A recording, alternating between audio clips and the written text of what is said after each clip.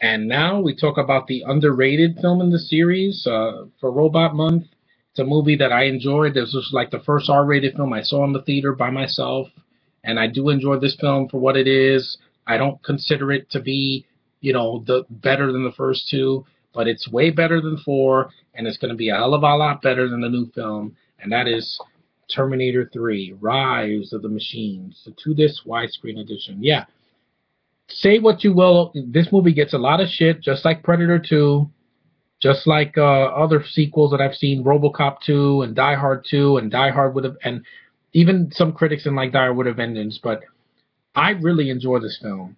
It's underrated because this was the last good film Arnold made before he became a governor of California, and then he came back and did Expendables. But I think that they're like, oh, Arnold's the problem with this movie. I'm like, Arnold hadn't done the character in over 10 years, so you can't exactly blame him for everything. And remember, this was a new direction, different director, different writers, different cinematography, different special effects. But I like this film. I like the action. I like that it's still R-rated. I like Kristanna Loken as the TX. It was a different take on a villain, a female. Oh my God, a female. Yeah, it's something different.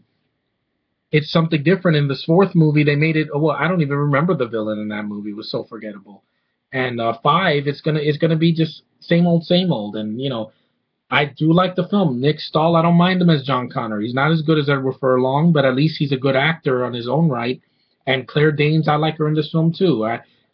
Recently saw Claire Danes in a movie called Temple Grandin, and she was brilliant in that.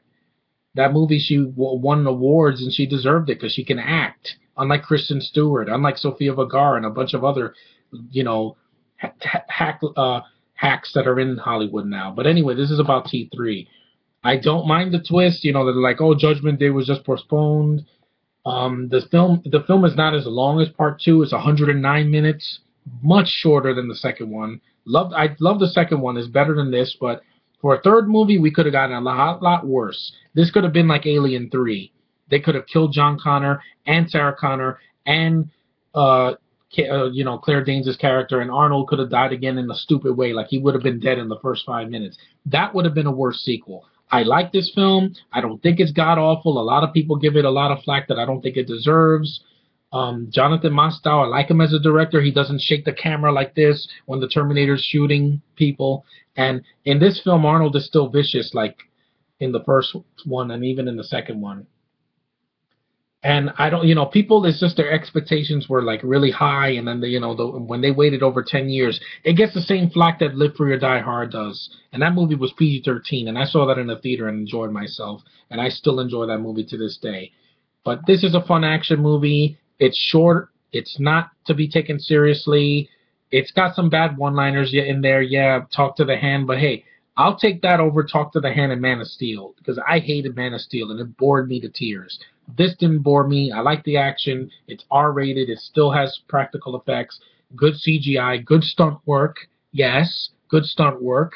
And I don't think the movie's that boring. I mean, it has its moments. It's a good sequel, considering that what we got next was part 4, and it didn't even have Arnold in it. It had a CG Arnold and Christian Bale doing his Batman voice. And I'm really on the fence of that. I really am, because, the more I think about it, it's just the fact that we got that after this one was just kind of sad. And then 5, we're getting Arnold back, but he's old now, and you got a foreign cast taking over the roles that were done much better. But anyway, I like T3. I don't hate this movie. I know a lot of people do, but I don't. So I could say that I can defend this movie. I will not defend the new film. Even if it ends up being, watchable, it's still not going to be as good. But anyway, that's T3, an underrated sequel that I feel that gets way too much hate, and I don't know what people were expecting. But I got what I wanted, what I paid for. So thanks for watching. Take care.